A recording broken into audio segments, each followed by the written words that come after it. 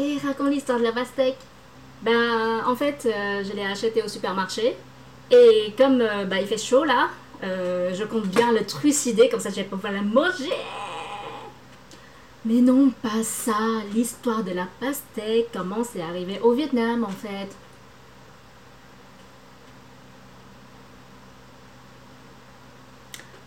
Ah, ok.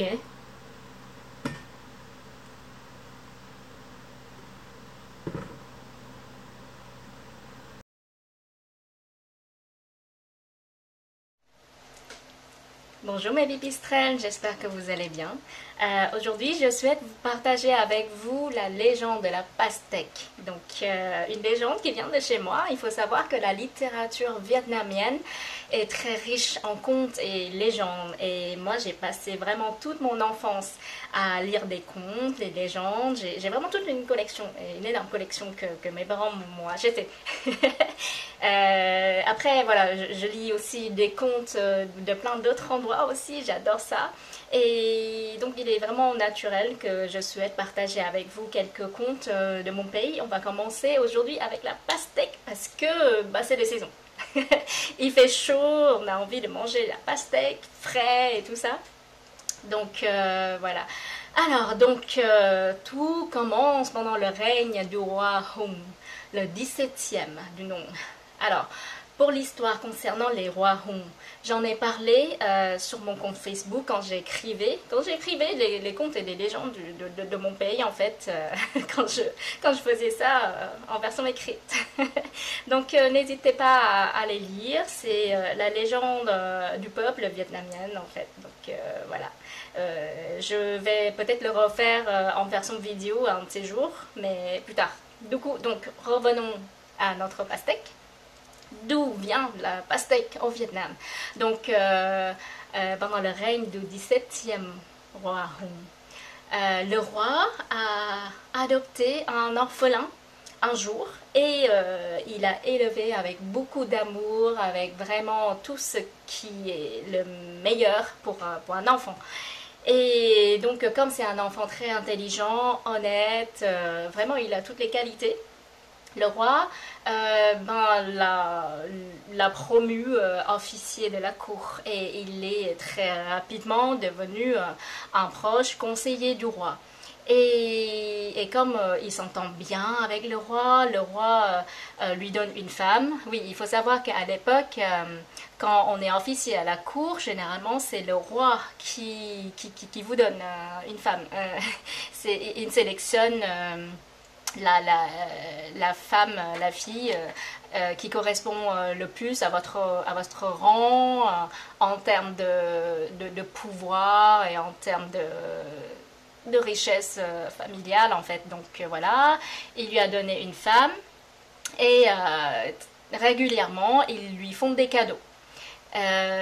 Donc vous doutez bien que dans cette condition-là, il y a plein d'autres officiers de la cour qui sont jaloux de lui. Et donc un jour, alors cet enfant, je l'avais oublié, le roi l'a baptisé Mai Antim. Donc je vais mettre son nom dans les commentaires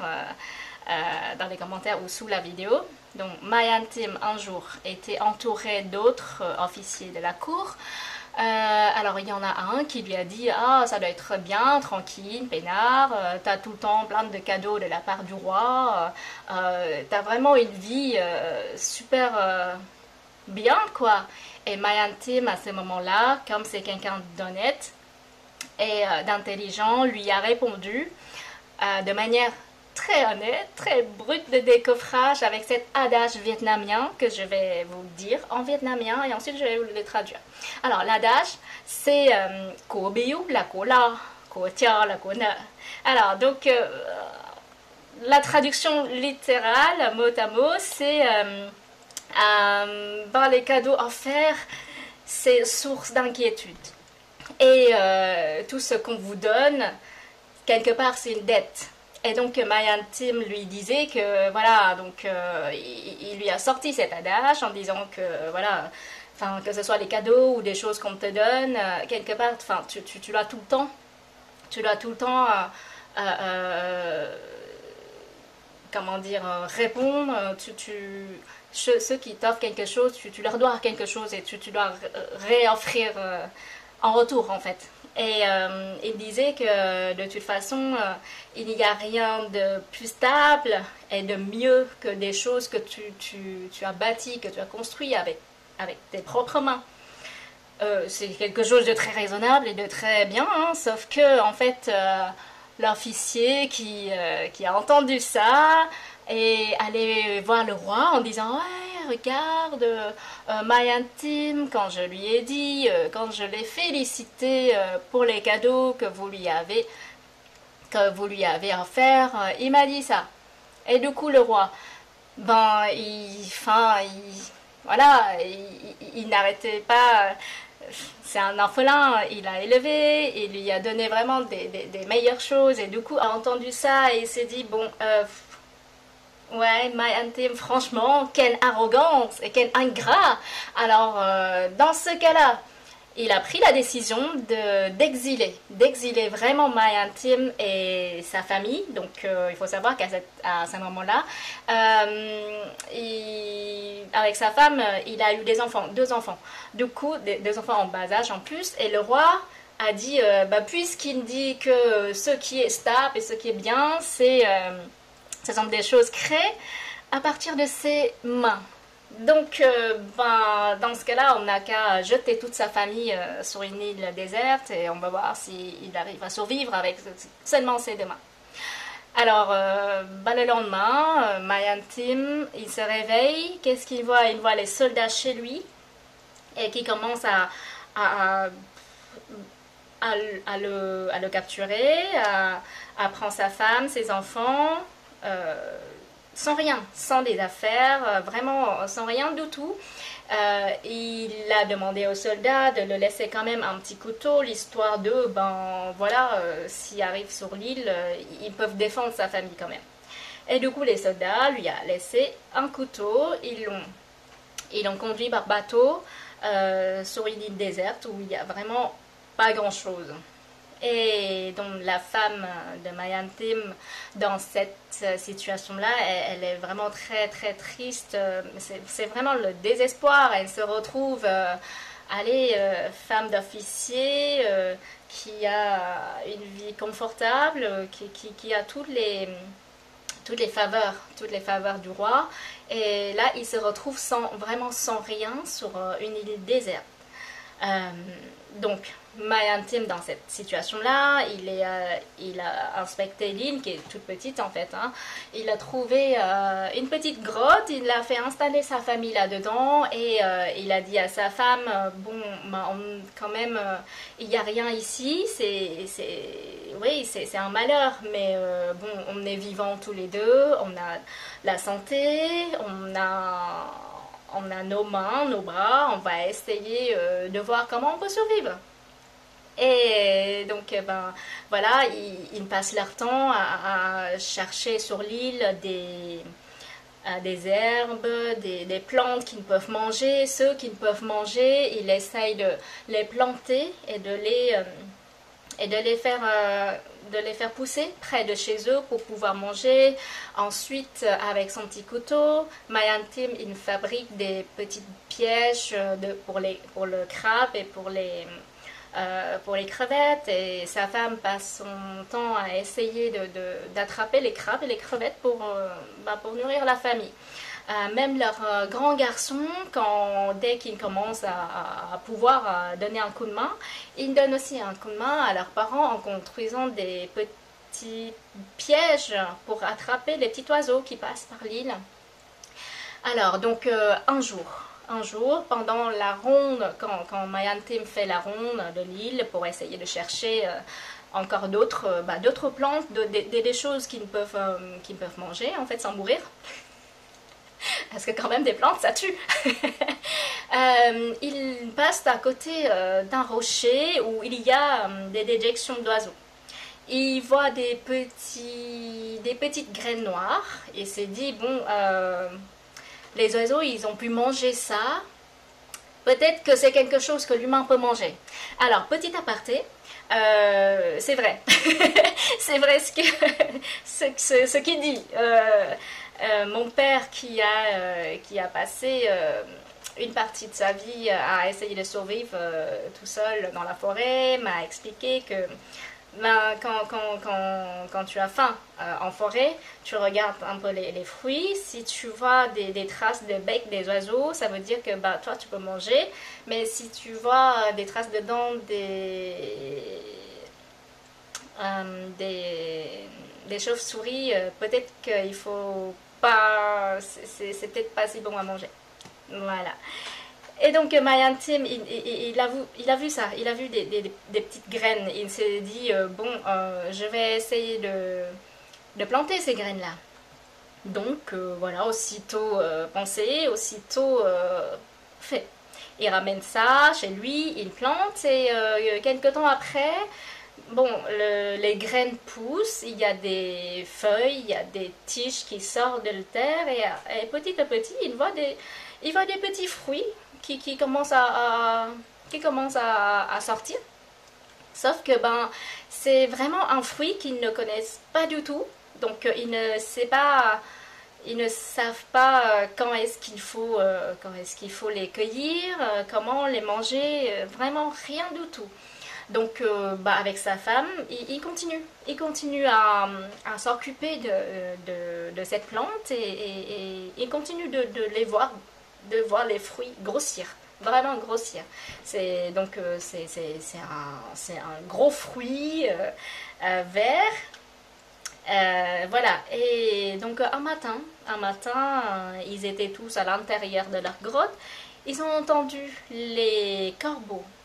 Ils ont entendu les corbeaux devant leur grotte et sa femme lui dit mais c'est bizarre, on a rarement des corbeaux ici, il se passe peut-être quelque chose. Donc du coup ils sortaient de leur grotte et ils voient que les corbeaux sont en train de piquer dans le fruit, dans le gros fruit vert qu'ils ont, qui a poussé, qui a poussé. Et du coup, ils se sont dit, bah, si les corbeaux viennent pour manger, c'est que bah, c'est mûr. Donc, bon, ils sont arrivés, les corbeaux sont partis parce qu'ils ont peur. Mayantim et sa femme ont commencé à prendre des fruits et à découper et à goûter et ils ont trouvé des fruits bah, sucrés, gorgés d'eau et très très très très bons. Alors ils sont hyper contents, ils sont heureux, ils ont passé leur temps à sélectionner du coup parce que je le rappelle quand même c'est quelqu'un d'intelligent Mayantim. Donc, ils passent leur temps, du coup, à sélectionner les fruits les plus sucrés, les fruits qui a le plus de chair, la chair est la meilleure, et ils gardent les graines de ces fruits-là pour replanter. Au fur et à mesure, Mayantim s'est dit, bon, il faut peut-être faire quelque chose, ça fait quand même un moment qu'on est sur cette île et ils en ont quand même un peu marre, hein, parce que bon. Et du coup, il a commencé à mettre son nom sur la peau des pastèques. Enfin, moi, je vais l'appeler pastèques hein, parce qu'à cette époque-là, ça ne s'appelait pas comme ça. Ils ont commencé à mettre son nom sur les pastèques et ils les mettent à la mer. Donc, bon, ben, les fruits, les pastèques partent à la mer, qui flottent et tout ça. Quelques temps après, ils commencent à avoir des bateaux marchands qui arrivaient sur leur île et les gens demandaient oui, on a attrapé ce fruit-là, est-ce que ça vient de chez vous? Donc Mayantim s'est dit ben oui, ça vient de chez moi, regardez, voilà, c'est la plantation. Et à partir de là, il y a de plus en plus de bateaux marchands qui arrivent et qui demandent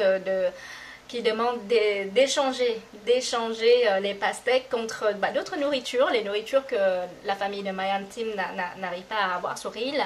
Et petit à petit, il a même réussi à échanger du matériel pour se construire une petite maison. Et les choses se passent très bien pour la famille de Mayantim, même si voilà, ils sont toujours seuls sur l'île, mais les affaires marchent bien. Et pendant ce temps-là, sur terre, sur terre chez le roi Hong. Il s'est dit quand même, bon, bah, ça fait quand même un moment que Mai Antim est exilé. Lui, il est quand même super triste parce que même si il a été vexé par ce qu'a dit Mai Antim, c'est quand même son fils adoptif et il aime quand même pas mal.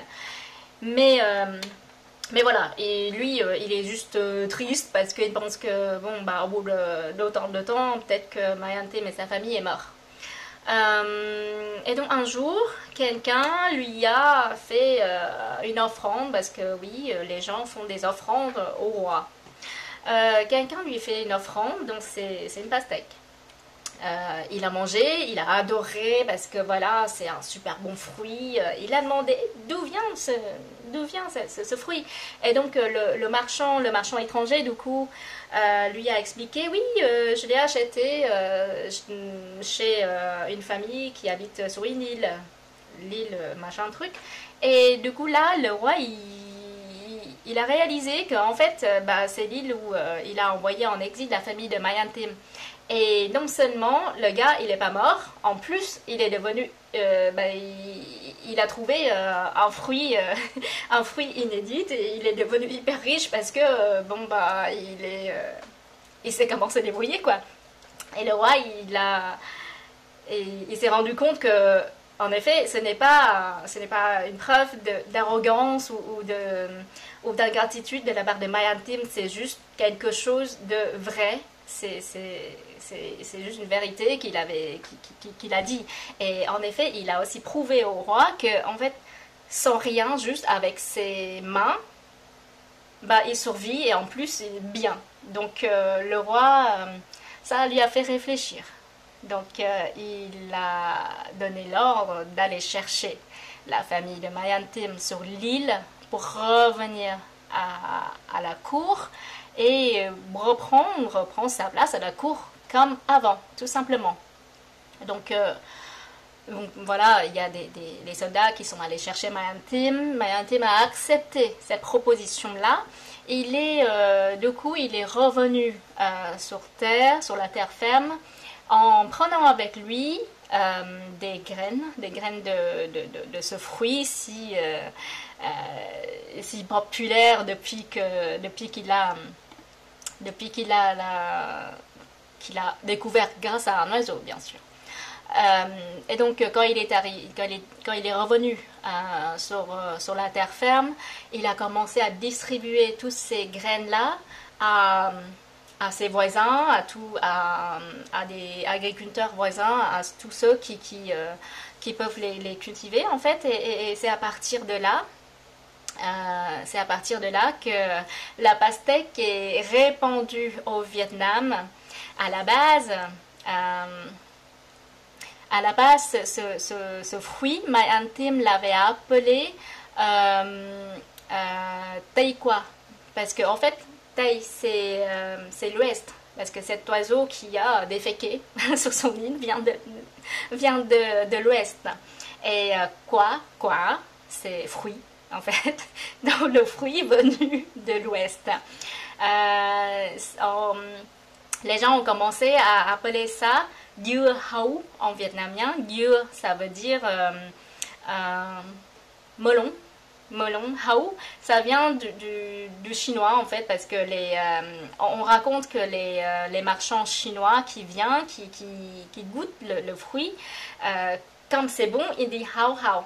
Et du coup, en vietnamien, les gens le disent hấu, donc dưa hấu, le bon melon, quoi. Voilà, donc la pastèque, c'est ça, la légende de la pastèque vietnamienne. Maintenant, vous savez tout. Donc, pastèque en vietnamien, dưa hấu. Voilà, ça vient de Mai Antim qui a été assez curieux pour planter une graine trouvée dans les déjections des oiseaux. Miam. Bon, en attendant, moi, je vais aller l'ouvrir et je vais aller le manger. Bonne journée! Salut!